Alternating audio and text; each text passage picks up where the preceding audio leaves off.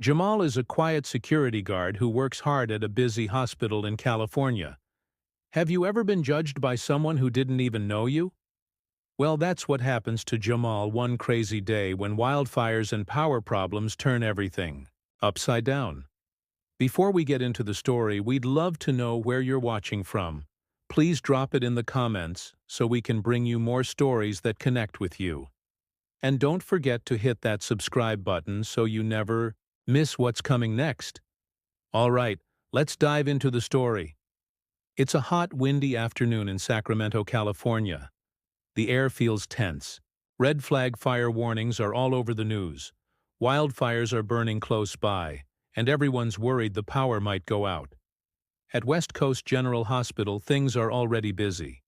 Patients are rushing in, some scared about a measles outbreak that's been spreading nearby. The waiting room is packed, and the staff are running around trying to keep up. Jamal Carter stands near the entrance.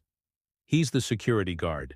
He's 32, tall, with a calm face and a faded blue uniform that's a little worn at the edges. His shoes are scuffed, and he's got a small radio clipped to his belt. Jamal's job is simple: keep things safe, guide people, open gates. He doesn't talk much, just nods and does what's needed. Most people don't even notice him. Then, a shiny black SUV pulls up fast. Out steps Roger Grayson, a businessman in his 50s.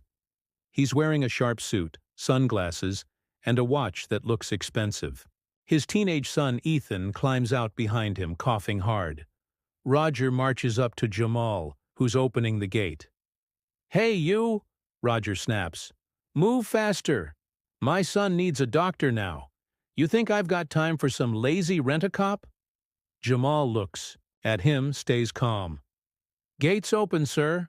Go straight in," Roger scoffs, loud enough for people nearby to hear. "Rent-a-cop? What a joke.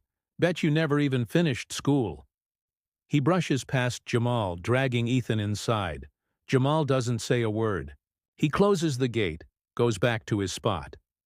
He's used to stuff like this. People see the uniform, the old shoes, and think they know him. But they don't.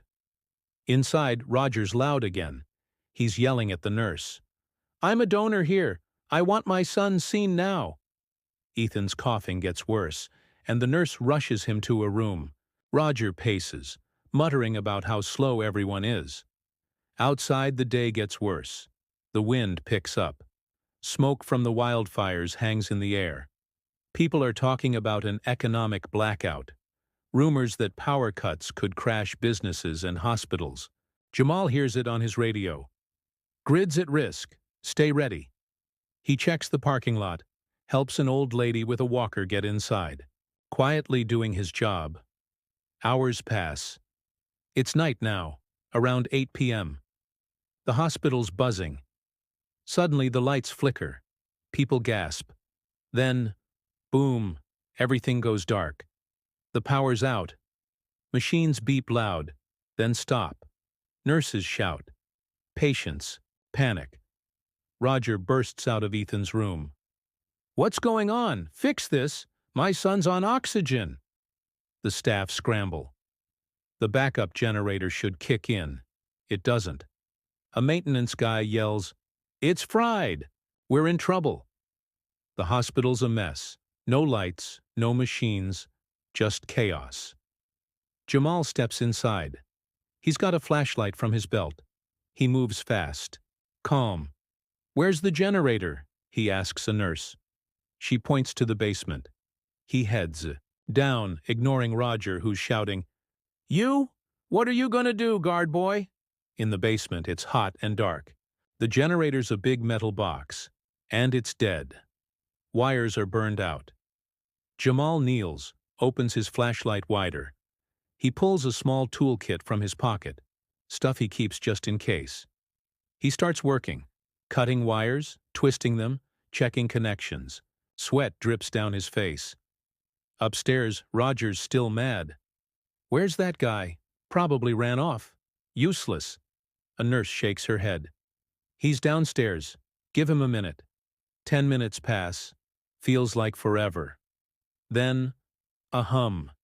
The generator shakes, sputters, roars to life. Lights flick back on. Machines beep again. People cheer. Ethan's oxygen pump starts humming. Nurses hug each other. Roger's jaw drops. Jamal climbs back up, wiping his hands on his uniform. He's breathing hard, but says nothing. The maintenance guy runs over. "How'd you do that?" "That thing was toast." Jamal shrugs. "Used to be an electrician. Figured it out." The nurse, her name's Lisa, smiles. "There's more to him than that. Tell him, Jamal."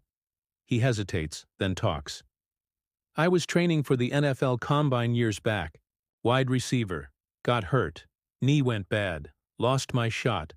Learned electrician work after that to pay bills. Took this job when hours got tight." Roger stares. "NFL? Electrician? You?" Jamal nods. "Yeah, me." Lisa adds, "He's studying now. Wants his license back. Works here to help his mom, too." The room's quiet. Roger looks at his feet, then at Jamal. I didn't know. I'm sorry. You saved us. Saved my kid." Jamal meets his eyes. "It's fine. Just don't judge the next person. You see, all right?" Roger nods, slow. "Yeah, all right." The next morning, the hospital's back to normal. Wildfires are still out there, but the power holds. Roger finds Jamal outside, hands him a card. "I own a company. I'll pay for your training, and, the hospital's getting a new generator. My dime." Jamal takes the card, smiles small. "Appreciate it, but I'm good. Just keep helping people." Roger walks away, quieter than before. Jamal goes back to his post. The sun's up now, and he's still the same guy. Uniform, scuffed shoes, radio. But today, people notice him. They wave. They say thanks. And Jamal? He just keeps working, like always. So that was the story of Jamal Carter. What do you think? Ever met someone who surprised you like that? Let us know in the comments. If this story hit home for you, please hit that subscribe button. It's free for you, but it helps us a ton to keep sharing stories like these. Thanks for watching, have a good day, and we'll see you in the next one.